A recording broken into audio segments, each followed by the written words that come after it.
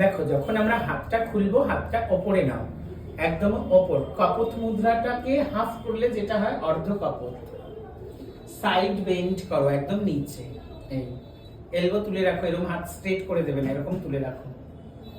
এবারে এখান থেকে ঠিক কর্নারে নাও, 45 ডিগ্রি অ্যাঙ্গেল কর্নার।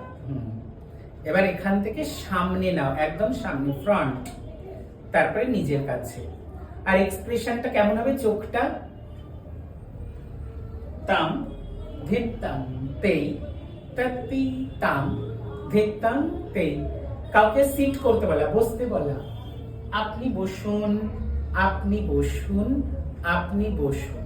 সবাইকে কি বলা? সবাইকে বলা প্লিজ বি সিটেড। সবাইকে বসতে বলা। এক্সপ্রেশনটা এমন।